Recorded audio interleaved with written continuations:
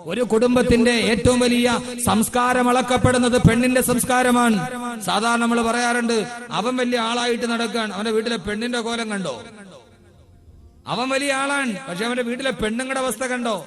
ഒരാളുടെ കുടുംബത്തിന്റെ സംസ്കാരം എന്തെന്ന് വിലയിരുത്തുന്നത് ആ വീട്ടിലെ സ്ത്രീകളുടെ സംസ്കാരത്തിലൂടെയാണ്, ആ വീട്ടിലെ സ്ത്രീകളുടെ നാഗരികതയിലൂടെയാണ്. അതുകൊണ്ട് എന്റെ പ്രിയപ്പെട്ട സഹോദരങ്ങളെ, ആദ്യമായി ഒരു നാട്ടിൽ നന്നാകേണ്ടത് പെണ്ണാണ്, പെണ്ണാണ്, പെണ്ണാണ്, പുരുഷനല്ല. കാരണം ആദ്യം ഒരു വീട്ടിൽ നന്നാകേണ്ടത് പെണ്ണാണ്, രണ്ടാമതാണ് പുരുഷൻ നന്നാകേണ്ടത്. കാരണം പുരുഷൻ എന്ന് പറയുന്നതിനേക്കാളേറെ പെണ്ണ് കുടുംബത്തിന്റെ വിളക്കാണ്, അവളതിന്റെ നിലവിളക്കാണ്, അവളതിന്റെ കവാടമാണ്. മാത്രമല്ല, ഒരു പെണ്ണ് നന്നായാൽ ആ നാട്ടിലെ 100 പുരുഷന്മാര് നന്നാവും. ഒരു പെണ്ണ് വഴിതെറ്റിയാൽ ആ നാട്ടിലെ 100 പുരുഷന്മാരെ വഴിതെറ്റിക്കാൻ ആ ഒരൊറ്റ പെണ്ണിനെ കൊണ്ട് കഴിയും എന്നതാണ് ചരിത്രം. ഒരു പെണ്ണ് നന്നായാൽ ആ നാട്ടിലെ 100 പുരുഷന്മാര് നന്നാവും. ഒരു പെണ്ണ് മോശമായാലോ ആ നാട്ടിലെ 100 ചെറുപ്പക്കാരെ വഴിതെറ്റിക്കാൻ ഈ പെണ്ണിനെ പോൽ പറ്റുന്നത് വേറൊന്നുമില്ല. ഇതുകൊണ്ടാണ് ലോകത്തിന്റെ അന്ന് മുതൽ ഇതേവരെ അള്ളാഹുവിന്റെ വിശുദ്ധമായ ഖുർആൻ 114 അധ്യായങ്ങളുള്ള ഖുർആൻ, ആ ഖുർആനിൽ അള്ളാഹുവിന്റെ വിശുദ്ധമായ ഖുർആൻ തന്നെ പറഞ്ഞതെന്താ? അള്ളാഹുവിന്റെ ഖുർആനിൽ 114 അധ്യായങ്ങളുണ്ട്. അതിലൊരു അധ്യായത്തിന്റെ പേരെന്താന്നറിയുമോ? സൂറത്തുൻ നിസാ. അൻ-നിസാ, പെണ്ണുങ്ങൾ എന്നാണ് ഒരു സൂറത്തിന് തന്നെ പേര് വെച്ചത്. അള്ളാഹുവിന്റെ 114 സൂറത്തുകൾ, ഒരു സൂറത്തിന് അള്ളാഹു പേര് വെച്ചു അൻ-നിസാ. അൻ-നിസാ, സ്ത്രീകളെ കുറിച്ച് പറയാൻ തന്നെ ധാരാളം ആളുകൾ അറിവില്ലായ്മ കൊണ്ട് പറയാറുണ്ട്, ഇസ്ലാം സ്ത്രീകൾക്ക് സ്വാതന്ത്ര്യം നൽകുന്നില്ല, എപ്പോഴും പർദ്ദക്കുള്ളിൽ പെണ്ണിനെ അടച്ചിട്ടിരിക്കുകയാണ്. നല്ല സഹോദരങ്ങളെ, സ്ത്രീകളുടെ അവകാശത്തെ കുറിച്ച് പറയാൻ, സ്ത്രീകളുടെ അവകാശത്തെ കുറിച്ച് പറയാൻ ഇത്രയേറെ വരികൾ മാറ്റിവെച്ചൊരു ഗ്രന്ഥമുണ്ടെങ്കിൽ അത് അല്ലാഹുവിന്റെ വിശുദ്ധ ഖുർആൻ. ലോകത്തുള്ള മുഴുവൻ ആളുകൾ സ്ത്രീകളോട് മോശമായി പെരുമാറിയപ്പോ, അവളെ ജീവിക്കാനുള്ള സ്വാതന്ത്ര്യം പോലും നഷ്ടപ്പെടുത്തിയപ്പോ, അല്ലാഹുവിന്റെ ഖുർആൻ ലോകത്തോട് പറയുകയാണ്, സ്ത്രീകളോട് നിങ്ങൾ മോശമായി പെരുമാറരുതേ. യാ അയ്യുഹല്ലദീന ആമനൂ ലാ യഹില്ലു ലക്കും അൻ തരിസുൻ നിസാ കറഹാ ഫലാ തഅ്ദുലൂഹുന്ന ലിതദ്ഹബൂ ബിബഅദി മാ ആതൈതുമൂഹുന്ന ഇല്ലാ അൻ യഅതീന ബിഫാഹിശത്തിൻ മുബയ്യിനാ വഅസ്റൂഹുന്ന ബിൽ മഅറൂഫ്. അള്ളാഹുവിന്റെ ഖുർആൻ 14 നൂറ്റാണ്ടുകൾക്ക് മുമ്പ് പറഞ്ഞു, നിങ്ങൾ സ്ത്രീകളോട് നല്ല രീതിയിൽ പെരുമാറണേ. വഅസ്റൂഹുന്ന ബിൽ മഅറൂഫ്, നിങ്ങൾ സ്ത്രീകളോട് നല്ലവരായി പെരുമാറണേ. ഇതാണ് സ്ത്രീയെ കുറിച്ചുള്ള ലോകത്തിന്റെ സങ്കല്പമെങ്കിൽ ഒരു കുടുംബത്തിന്റെ വാതിലാണ് പെണ്ണ്, ഒരു സമൂഹത്തിന്റെ കവാടമാണ് പെണ്ണ്. ആ പെണ്ണ് നന്നാകുമ്പോഴാണ് ലോകം നന്നാകുന്നതെന്ന് ഇത്രയേറെ നന്നായിട്ട് സ്ത്രീയെ കുറിച്ച് പറഞ്ഞ ഒരു പ്രവാചകനുണ്ടോ? അള്ളാഹുവിന്റെ പ്രവാചകൻ സ്വല്ലല്ലാഹു അലൈഹി വസല്ലമ. എന്റെ വിഷയത്തിന്റെ ആമുഖമായിട്ട് ഞാൻ പറയുകയാണ്, ഒരിക്കൽ പ്രവാചകൻ മദീനത്തിന്റെ നഗരിയിൽ നിൽക്കുമ്പോ ഒരനുയായിയുടെ ഒട്ടകപ്പുറത്ത് തന്റെ ഭാര്യയെ വെച്ചുകൊണ്ട് യാത്ര ചെയ്യുകയാണ്. അയാളാണെങ്കിലോ താഴെ നിന്ന് ഒട്ടകത്തെ സ്പീഡിൽ ഓടിക്കുകയാണ്. കടിഞ്ഞാണ് പിടിച്ചു വലിച്ചിട്ട് ഒട്ടകത്തെ സ്പീഡിൽ നടത്തുമ്പോ മുകളിലിരിക്കുന്ന ഭാര്യ വേച്ചു വേച്ചു വീഴാൻ പോവുകയാണ്.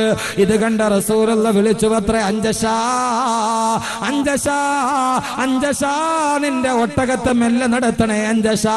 മുകളിലിരിക്കുന്ന പെണ്ണ് വീഴാൻ പോകുന്നത് കണ്ടോ? ആ മുകളിലിരിക്കുന്നത് പെണ്ണല്ല, അവള് സ്ഫടികമാണ്, സ്ഫടികമാണ്, സ്ഫടികമാണ്. ഓ, ഒട്ടകത്തിന്റെ മുകളിലിരിക്കുന്നത് പെണ്ണല്ല, അവള് സ്ഫടികമാണ്, സ്ഫടികമാണ്, സ്ഫടികമാണെന്ന് ആദരവായ പ്രവാചകൻ നബി മുഹമ്മദ് മുസ്തഫ.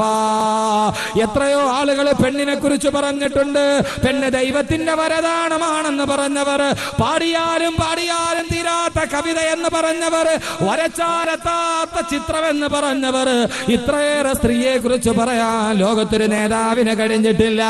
ഇത്രയേറെ നന്നായി പെണ്ണിനെ കുറിച്ച് പറഞ്ഞൊരു നേതാവുണ്ടെങ്കിൽ അല്ലാഹുവിന്റെ റസൂല് പറഞ്ഞത് സ്ത്രീയല്ല, അവള് സ്ഫടികമാണ്, സ്ഫടികമാണ്, സ്ഫടികമാണ്. സ്ഫടികം കൈകാര്യം ചെയ്യുന്നത് പോലെ നിങ്ങൾ നിങ്ങളുടെ പെണ്ണുങ്ങളെ കൈകാര്യം ചെയ്യണേ എന്ന് റോഹി ഫിദാ നബി മുഹമ്മദ് റസൂലുള്ളാഹ്. ഇത്രയും ഫിറ്റായ വേറൊരു വാക്കില്ല പെണ്ണിനെ കുറിച്ച് പറയാൻ. റസൂലുള്ള പെണ്ണെന്ന് പറഞ്ഞാൽ സ്ഫടികമാണ്. പെണ്ണെന്ന് പറഞ്ഞാൽ ഗ്ലാസ് ആണ്. ഈ ഇരിക്കുന്ന ഗ്ലാസ് ഇത് നമ്മളിങ്ങനെ കയ്യിൽ പിടിച്ചുകൊണ്ട് നല്ല മാർബിളിന്റെ തറയക്കടെ പോയാല് എത്ര സൂക്ഷിച്ചാണ് ഈ ഗ്ലാസ് താഴെ വീഴാതെ പിടിച്ചോണ്ട് പോവുക. ഗ്ലാസ് ഉള്ള സാധനത്തിന്റെ തന്നെ പെട്ടിയുടെ കാർഡ്ബോർഡിന്റെ മുകളിൽ ഇട്ടിരിക്കും ഹാൻഡിൽ വിത്ത് കെയർ, സൂക്ഷിച്ചു കൊണ്ടുപോകണം അല്ലേ. ഗ്ലാസ് ഒക്കെ വരണ വലിയ ഹോൾസെയിൽ കടയിലൊക്കെ കാണും വലിയ കാർഡ്ബോർഡിന്റെ ഫ്രണ്ട് ഹാൻഡിൽ വിത്ത് കെയർ, നല്ല കെയറായി സൂക്ഷിച്ചു കൊണ്ടുപോകണം. എന്റെ പ്രിയപ്പെട്ട സഹോദരിമാരെ ഇങ്ങോട്ട് നോക്കി, നിങ്ങളെന്ന് പറഞ്ഞ ആരാണ്? ഈ ഗ്ലാസ് ആണ്. ഈ ഗ്ലാസ് പോലെ എന്റെ വിരളൊന്ന് വഴുതിയാൽ, വിരളൊന്ന് തെറ്റിയാൽ, ശ്രദ്ധയൊന്ന് പാളിയാൽ ഈ ഗ്ലാസ് നേരെ താഴേക്ക് വീഴും. വീണ് കഴിഞ്ഞാൽ പിന്നെ പല കഷണങ്ങളായി ചിന്നി ചിതറും. ചിതറിയാൽ അടുത്ത് നിൽക്കുന്നവന്റെ കാല് മുറിയും. ഒരു പെണ്ണെന്ന് പറഞ്ഞാൽ സ്ഫടികമാണ്, ഗ്ലാസ് ആണ്. താഴെ എങ്ങാനും ഒരശ്രദ്ധ കൊണ്ട് താഴെ എങ്ങാനും വീണ് ചിന്നി ചെതറിപ്പോയാൽ പിന്നെ അതെടുത്ത് ഒട്ടിച്ചു വെച്ചിട്ട് പഴയതുപോലെ ആക്കാൻ പറ്റൂല. പെണ്ണെ, ഒരു ദിവസം നിനക്ക് പിഴച്ചു പോയാൽ പിന്നീട് എന്തൊക്കെ ചെയ്താലും പൂർവ്വസ്ഥിതിയിലേക്ക് തിരിച്ചു വരാൻ പറ്റാത്ത ഗ്ലാസ് ആണ് പെണ്ണ്. എങ്ങാനും അറിയാതെ ഒന്ന് കൈവിട്ട് താഴെ പോയാൽ ഗ്ലാസിന്റെ ചില്ലുകൾ ചിതറിത്തെറിക്കുന്നത് മാറി തെറിക്കുമെന്ന് മാത്രമല്ല, പരിസരത്ത് നിൽക്കുന്നവരെ മുഴുവനും മുറിവേൽപ്പിച്ചിട്ട് അവന്റെ രക്തവും താഴേക്ക് വലിച്ചു കൊണ്ടുവരുന്ന ഗ്ലാസ് ആണ് പെണ്ണ്. അതുകൊണ്ട് കയ്യിലിരിക്കുന്ന ഗ്ലാസ് വഴുതി താഴെ വീഴാതെ എത്ര സൂക്ഷ്മതയോടെ നിങ്ങൾ കൊണ്ടുപോകുന്നുവോ അതേപോലെ പെണ്ണിനെ നിങ്ങൾ കൈകാര്യം ചെയ്യണമെന്ന് പഠിപ്പിച്ചു പ്രവാചകൻ നബി മുഹമ്മദ് റസൂലുള്ളാഹി. ശരിയല്ലേ? ഇത്രക്കാളും വലിയ പെണ്ണിനെ കുറിച്ച് പറയാൻ പറ്റുമോ? എങ്ങാനും ഒരു നിമിഷമൊന്ന് ചിന്ത മാറിപ്പോയാൽ, ഒരു കൈപ്പട പറ്റിപ്പോയാൽ പുരുഷന് പ്രശ്നമില്ല, പക്ഷെ പെണ്ണിന് പെണ്ണിന്റെ ജീവിതം പടയിലേക്ക് തിരിച്ചു കൊണ്ടുവരാൻ കഴിയൂ. അതുകൊണ്ട് ഒരിക്കലും തെറ്റാൻ പാടില്ല, ഒരു നിമിഷം പോലും പതറാൻ പാടില്ല, ഒരു നിമിഷം പോലും വഴിയിൽ എവിടെയെങ്കിലും കാലുകൾ പതറാൻ പാടില്ല.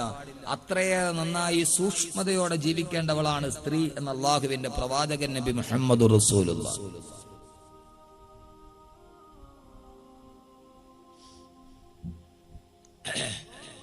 അപ്പൊ അതുകൊണ്ട് എന്ത് ചെയ്യണം? ഇവിടെയാണ് നാം ഖുർആനിലെ സ്ത്രീ എന്ന് പറയുന്ന വിഷയം കൈകാര്യം ചെയ്യുക.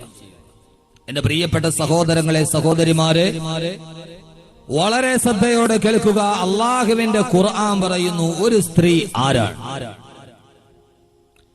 ഒരു സ്ത്രീ ആരാണ്? നിങ്ങൾ കേട്ടുകൊള്ളുക. എന്റെ വിഷയത്തിലോട്ട് കടക്കട്ടെ ഞാൻ. അള്ളാഹുവിന്റെ വിശുദ്ധമായ ഖുർആൻ സൂറത്തു തഹ്രീമിന്റെ അവസാന ഭാഗം 4 സ്ത്രീകളെ പരിചയപ്പെടുത്തുന്നുണ്ട് ലോകത്തിന്റെ മുമ്പിൽ. അള്ളാഹുവിന്റെ ഖുർആൻ ലോകത്തിന്റെ മുമ്പിൽ 4 സ്ത്രീകളെ പരിചയപ്പെടുത്തുകയാണ്. ഈ 4 സ്ത്രീകളെയും ഇൻഷാ അല്ലാഹ് ഞാൻ പറയും. അതിൽ ഇഷ്ടപ്പെട്ട 2 പേരെ നിങ്ങൾക്ക് തിരഞ്ഞെടുക്കാം. അള്ളാഹു പറയുന്നു ഇഷ്ടപ്പെട്ട 2 പേരെ നിങ്ങൾക്ക് തിരഞ്ഞെടുക്കാം. ആരൊക്കെയാണത്? അല്ലാഹുവിന്റെ വിശുദ്ധമായ ഖുർആൻ കേൾക്കുക. അല്ലാഹു മസലൻ ലില്ലദീന കഫറു ഇംറഅത നൂഹിൻ വഇംറഅത ലൂത് കാനതാ തഹത അബ്ദൈൻ മിൻ ഇബാദിനാ സാലിഹീൻ ഫഖാനതാഹുമാ ഫലം യുഗ്നിയാ അൻഹുമാ മിനല്ലാഹി وقيل دخول النار ومع الداخلين. അല്ലാഹുവിന്റെ വിശുദ്ധമായ ഖുർആൻ പറയുന്നു അല്ലാഹു മസലൻ ലില്ലദീന കഫറു. അല്ലാഹുവിനെ നരകം വിലക്ക് വാങ്ങാൻ ചിന്തിക്കുന്നവരോട്, എത്ര പറഞ്ഞാലും ഞങ്ങൾ ഇങ്ങനെ ജീവിക്കൂ എന്ന് തീരുമാനിക്കുന്നവരോട്, നാളെ അല്ലാഹുവിന്റെ കത്തിക്കാളുന്ന നരകത്തിലോട്ട് പോകാൻ തീരുമാനിക്കുന്നവരുടെ മുമ്പിൽ അല്ലാഹു പറയുന്നത് 2 സ്ത്രീകളുടെ വഴിയെ നിങ്ങൾ കടന്നു പോയിക്കൊള്ളുക. ഓ സ്ത്രീകൾ ആരെന്നറിയുമോ? അല്ലാഹുവിന്റെ നരകത്തിലോട്ട്, കത്തിജ്വലിക്കുന്ന നരകത്തിലോട്ട് കടന്നു ചെല്ലാൻ ആഗ്രഹിക്കുന്നവരുടെ മുമ്പിൽ അല്ലാഹുവിന്റെ ഖുർആൻ പറയുകയാണ് 2 സ്ത്രീകളെ നിങ്ങൾ റോൾ മോഡലാക്കിക്കൊള്ളുക. അവരാരെന്നറിയുമോ? അവരെ നിസ്സാരക്കാരല്ല. ഇംറഅത നൂഹിൻ വഇംറഅത ലൂത്. 2 പ്രവാചകന്മാരുടെ ഭാര്യമാരായ ബഹുമാനപ്പെട്ട നൂഹ് നബിയുടെയും ലൂത്ത് നബിയുടെയും ഭാര്യമാരാണവർ. അവരെ നിസ്സാരക്കാരല്ല പെങ്ങള്. എന്റെ ശബ്ദം കേൾക്കാൻ ഇവിടെ തടിച്ചുകൂടി എന്റെ പ്രിയപ്പെട്ട സഹോദരിമാരോട്, നാളെ നിങ്ങൾക്ക് കത്തിജ്വലിക്കുന്ന നരകത്തിലോട്ട് പോകണം. പോകണോ? നാളെ നിങ്ങൾ ആരുടെ കൂടെയാണ് പോകേണ്ടത്? ഒന്ന് ഇമ്രാത്ത നൂഹിൻ, ഒന്ന് നൂഹ് നബിയുടെ ഭാര്യ, മറ്റൊന്ന് ലൂത്ത് നബിയുടെ ഭാര്യ. അവരാരാന്നറിയുമോ? അള്ളാന്റെ ഖുർആൻ പറയുകയാ, കാനതാ തഹ്ത അബ്ദൈനി മിൻ ഇബാദിനാ സാലിഹീൻ. അള്ളാഹുവിന്റെ സച്ചരിതരായ രണ്ടടിമകളുടെ അള്ളാഹുവിന്റെ റിസാലത്ത് ഏറ്റുവാങ്ങാൻ ഭാഗ്യം ലഭിച്ച രണ്ട് പ്രവാചകന്മാരുടെ ഭാര്യമാരാ. റിസാലത്തിന്റെ ശരീരത്തോട് കെട്ടിപ്പിടിച്ച് പരിരംഭണം ചെയ്ത് കിടന്നുറങ്ങാൻ ഭാഗ്യം ലഭിച്ച, അപൂർവമായ ഭാഗ്യം ലഭിച്ച രണ്ട് പ്രവാചകന്മാരുടെ ഭാര്യാപദം അലങ്കരിച്ചാൻ ഭാഗ്യം ലഭിച്ചവരാ. പക്ഷേ അല്ലാഹ് പറയുന്നത് കേൾക്കുക, ഫലം യുഗ്നിയാ അൻഹുമാ മിനല്ലാഹി ശൈആ, ഫലം യുഗ്നിയാ അൻഹുമാ മിനല്ലാഹി ശൈആ. അവർ അല്ലാഹുവിന്റെ അടുക്കൽ നിന്ന് ഒരു കാര്യവും അവർക്ക് നേടാൻ കഴിയുന്നില്ല. അല്ലാഹു ഇത്രയേറെ അവസരം കൊടുത്തിട്ട് അവർ അവസാനം പാടാക്കിയവരാണ്. നാളെ പരലോകത്ത് ചെല്ലുമ്പോ വകീല ദുഖുലന്നാറ മഅദ്ദാഖിലീൻ, വകീല ദുഖുലന്നാറ മഅദ്ദാഖിലീൻ. നാളെ പരലോകത്ത് അല്ലാഹു അവരോട് പറയുമത്രേ, നൂഹ് നബിയും ലൂത്ത് നബിയും സ്വർഗത്തിലോട്ട് പോകുമ്പോ അല്ലാഹു അവരെ ഭാര്യമാരോട് പറയും, നിങ്ങൾ നരകത്തിലോട്ട് പോയിക്കൊള്ളുക, നിങ്ങൾ നരകാവകാശികളാണ്. രണ്ട് പ്രവാചകന്മാരുടെ ഭാര്യമാർ അനുകൂലമായ സാഹചര്യത്തിൽ ജീവിച്ചിട്ട് അള്ളാന്റെ സ്വർഗം കരസ്ഥമാക്കാൻ അവർക്ക് കഴിഞ്ഞില്ല. അവര് നാളെ നരകത്തിലോട്ട് പോകുമെന്ന് വിശുദ്ധ ഖുർആൻ. ആരാ രണ്ട് പ്രവാചകന്റെ ഭാര്യമാർ? ഒന്ന് നൂഹ് നബിയുടെയും ലൂത്ത് നബിയുടെയും ഭാര്യ. രണ്ടുപേര് നാളെ പരലോകത്തെത്തുമ്പോൾ അല്ലാഹ് പറയും, നിങ്ങൾ നരകത്തിൽ പൊക്കോ. സാഹചര്യം അനുകൂലമായിട്ടും അവർക്ക് സ്വർഗം നേടാൻ കഴിഞ്ഞില്ല. ഇനി അല്ലാഹു പറയുന്നു, മൂന്നാമതാരാണ്? നിങ്ങൾക്ക് വേണമെങ്കിൽ രണ്ടുപേരെ തിരഞ്ഞെടുക്കാം. ഇനി ബാക്കി രണ്ടുപേരെ കൂടി കുറിച്ച് ഖുർആൻ പറയും.